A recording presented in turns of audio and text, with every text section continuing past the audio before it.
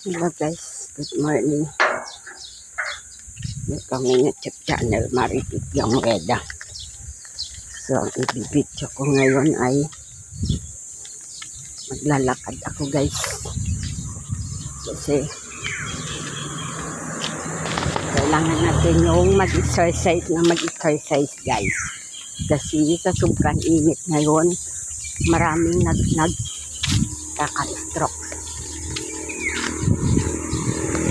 Ayun, pupunta tayo doon sa dapat natin puntahan.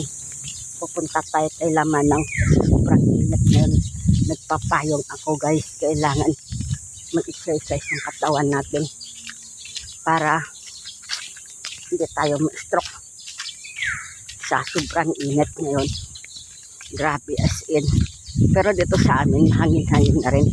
Pag pumunta ka dyan sa mga puno, hindi yan sa mainit. O, pwede ka na kumain. Diba? So, ayun. Yung grabe ang init, guys. Kaganda ng malunggay, guys. O, pag nagkita ko ng malunggay, dyan ako nang hingit. Tapos, ayun. Ayun, sa sobrang, sana ganito lang, mild lang siya. Huwag masyadong mainit. 8 o'clock pa lang guys, pero sobrang init guys. So, ayan o.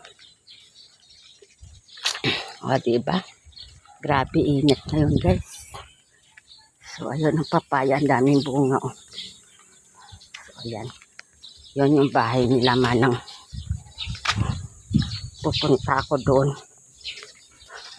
Pero pupunta muna ako kay Lapi. Kasi may kukunin ako guys. Yan. Tapos pagka galing ko kay Lapi, pupunta, dadaan ako kay Lamanang. Yan yung amo ni Manang. Lagi niya nandito guys. Siguro sa sobrang init sa Maynila. So ayan guys. Oh.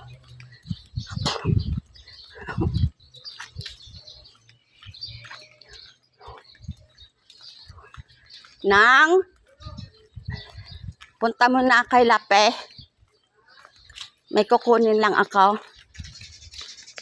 So ayan, yung kalabasa ni Manang. Yung papaya ni Manang ay na balot siya na guys. So ayan o. So ayan, doon pa sa dulo yung kay Lape bahay. So diba malayo ng lalakarin mo pa guys. Bawat iskinita ay may kanya-kanyang number at saka address. So, ayan. Pupunta tayo dito kay Lapi. Hindi ko alam kung ito ba yun. Yung kaila, parang hindi ata. Ito ata yun.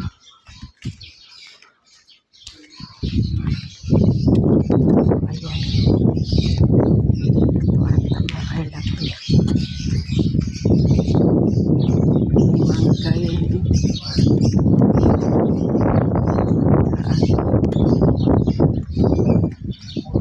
So ito.